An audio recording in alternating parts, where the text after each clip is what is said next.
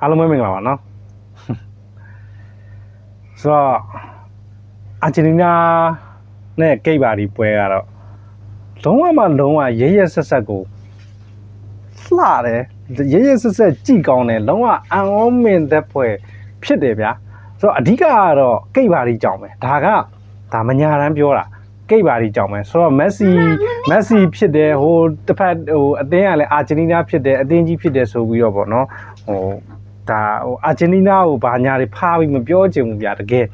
ကိတ်ပါဒီကြောင့်ပို့ပြီးရဲရဲဆက်ဆက်ဒီပွဲကလှသွားတာတော်ရင်ခုန်စိတ်လှုပ်ရှားမှုအပြည့်ပေးတယ်ပထမဘိုင်းနေမှာကဟုတ်တယ်မိနစ်ဘယ်လိုလဲဆိုတော့ကိတ်ပါဒီကခံစစ်ပဲကစားနေတဲ့ခါမှာတော်လေး88ဆက်နိုင်တယ်ပြင်းစရာကောင်းတယ်အာဂျင်တီးနားကလည်းသူတို့လိုရလောက်လေးပဲလှုပ်တယ်ပေါ့နော်အရန်ကြီးတွေတိုက်စစ်တွေကိုလှုပ်နေတာမဟုတ်အဲ့အမျိုးတွေဆိုတော့အဲ့အမျိုးနေသားတွေမှာကနေမှနောက်ပိုင်းမင်းသားကြီးပေါ့နော်ဒီဟာနောက်ပိုင်းမင်းသားကြီးနောက်ပိုင်းမှာစောက်ရမ်းကြမ်းတော့တာတကယ်ကူမှဗျာဟိုဝမ်းဖြစ်တာဟုတ်တယ်တကယ်ဆိုရင်ပြန်ကိတ်ပါဒီကိုသွန်းနိုင်လိမ့်မယ်ကိုမထင်တာပါနော်အဲ့ဒါမျိုးနောက်ပိုင်းမှာတစ်လုံးပြီးနှလုံးလိုက်တွန်းသွားတယ်နောက်ဆုံးပိတ်အလုံးကလည်းသူတို့နည်းနည်းလေးကန်ခေသွားလို့ဗျာသလားရိုမဲယိုခေါင်းတိုက်တာဟုတ်သူတို့နောက်တန်းလက်နဲ့ထိပြီးတော့ဂိုးထဲဝင်သွားလို့ရိုမဲယိုခေါင်းတိုက်တာကိုတက်ကြီးပေါ့နော်ဘယ်ဟာမှမထိပဲသွားရင်ဂိုးထဲမသွားသေးဘူးအဲ့ကန်လေးတို့နည်းနည်းလေးခေသွားလို့ဗျာကျန်တဲ့အဲ့ဒုတိယခြေပါကိုဆိုရင်စောင်းရမ်းကြမ်းထွက်နေတာဝိတ်ဝိုက်ပြီးတော့ဟာရှင်းပြောရင်တော့ဒီနေ့ပွဲမှာမက်ဆီကိုကြိုက်တယ်နော်မက်ဆီကိုကြိုက်တယ်ဒါပေမဲ့အဲ့ဒီဒုတိယခြေပါကိုတော့ပို့အကြိုက်ဆုံးပဲတော်ခက်လန်းခက်ဝေးရနေမှာအရှိန်ပါနဲ့ကိုဝိတ်ဝိုက်ပြီးကန်သွားတာမာတီနဲ့ဘာမှမလုပ်နိုင်ဘူးတကယ်ငုတ်တုတ်ဆိုတာတကယ်အဲ့ဒီအလုံးမျိုးမှာတကယ်ငုတ်တုတ်အစ်စ်ဗျာတကယ်ကိုတော်ကောင်းတာဟိုပထမမက်ဆီကိုကလည်းတော်ကောင်းပါတယ်အဲ့ဒီအလုံးနဲ့ပတ်သက်လို့ပြောချင်တာလဲမက်ဆီကရှင်းပြောရင်သူ့အနေနဲ့သူဖရီကစ်တွေကန်မယ်ဘီကုတ်ထိတ်လေးကနေပွတ်ကန်မယ်ဖိတ်ရွယ်ကန်မယ်လိမ်ပြီးတော့ကန်မယ်အตาရလေးတွေဖိမ့်ပြပြီးတွန်းပြီးတော့ထုတ်ပြီးတော့ကန်တွန်းသွားမယ်အဲ့လိုမျိုးလေးတွေကမဆန်းဘူးဗျာမဆန်းဘူးဆိုတာမက်ဆီမလို့မဆန်းဘူးမက်ဆီတွန်းတာကဆိုတော့ခုတွန်းသွားတဲ့အလုံးကြတာဗျာအပေါ်မချပေးလိုက်တဲ့ဟာကိုလူကျွန်းထောင်ချောက်ကိုထွက်တယ်ဆိုတော့အဲ့ဒါကူကတော့သူ့လိုအသက်အရွယ်39နှစ်ပြည့်နေတဲ့သူတယောက်တော့ကလုံးဝမလွယ်ဘူးအဲ့ဒီအပိုင်းလေးခဏထားအဲ့ဒါလေးလည်းချီးကျူးကြတယ်ပြီးရင်အဲ့ faster ထိလိုက်တဲ့အနေထားမှာဟာတော်ကောင်းတာဟေးဟိုဘလို့လဲဆိုတော့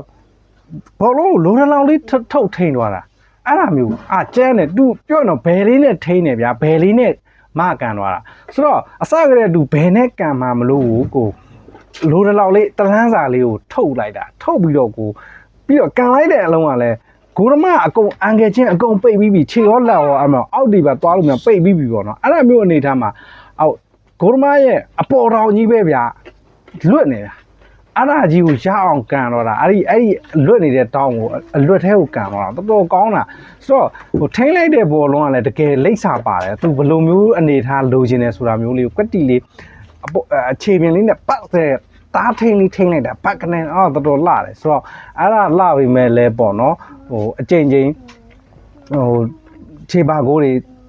ကိတ်ပါတွေကလွန်းနေနော်ဆိုတော့ဟိုနောက်ထပ်အဲ့လိုမျိုးဒုတိယဂိုအာဂျင်တီးနားရဲ့ဒုတိယဂိုးကလည်းဒါမာတီနဲ့တွန်းသွားတာကောင်းပါတယ်ဆိုတော့အဲ့ဒီအချိန်မှာပေါ့နော်အဲ့ဒီအချိန်မှာဆိုတာကျွန်တော်တို့နာကျင်အချိန်ပို့ပေါ့နော်ထပ်ဆောင်အချိန်ပို့15မိနစ်စီကန်တဲ့ဟာမှာပထမပိုင်းမှာအဲ့ဒီ2မိနစ်ကြာမှာမာတီနဲ့တွန်းသွားပြီးတဲ့နောက်မှာပြီးလောက်ပြီးထင်တာရှင်းပြောရရင်တော့အဲ့ဒါကိုဟိုကောင်လေးထတ်တုတ်သွားတာတကယ်သူတို့ကပြောခံစစ်လဲကောင်းဆော့ရတယ်လို့မျိုးဂိုးလို့ကျင်တဲ့အချိန်ကြတယ်လေသူတို့ဘယ်လိုလုပ်ရမလဲဆိုတာအလောက်တက်ကင်တတ်တယ်ဗျာသူတို့ကဂိုးတွန်းဖို့ရတော့ကိုရှင်းပြောရရင်အခုစပိန်တို့ဘာတို့လည်းသူတို့တရေကြောင်ကန်ခဲ့တယ်ဟိုဥဂွေတို့ပေါ့နော်သူတို့ဒါအချင်းဟိုပြောရင်တော့ကြက်မဟုတ်ဘူးနော်သူတို့လုံးဝဟန်ရန်တွေတဲ့ပြီးတော့အဲ့လိုပေါ့ကြက်တွေပါတိုးပြီးတော့ကန်တွေကောင်းပြီးတော့ဖြစ်တာမဟုတ်ဘူးအမှန်ကန်ကိုသူတို့တကယ်ကောင်းတာတကယ်တော်တာအဲ့ဒါပြောချင်တာတကယ်ကိုခံစစ်ကိုစနစ်တကျကောင်းကြီးဆော့ရတယ်ကောင်းကြီးဆော့ရတယ်မသိအက်တလက်တီကိုမက်ဒရစ်လို့မျိုးပေါ့နော်ဆော့နေတဲ့အတိုင်းပရီးမီးယားလိအသင်းတွေကောင်း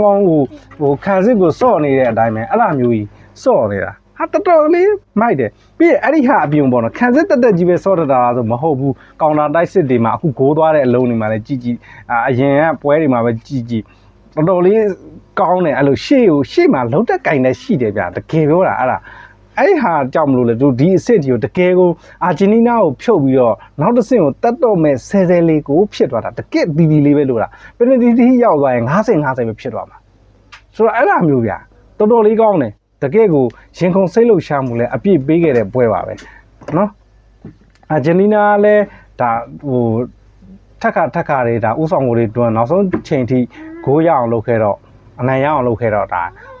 သူအတိမတ်ပြရမယ်တို့လဲတက်တယ်မှာလဲပေါ့တော့ဒါပေမဲ့ကိတ်ပါရီကတော့ဒီလိုစောင်းဆောင်ချက်ကြီးကတော့သူတို့တော့ပူထိုက်တန်တယ်လို့တောင်ကျွန်တော်မြင်မိပါတယ်လို့အယိုးသားဆုံးဝန်ခံရင်းနဲ့ပဲ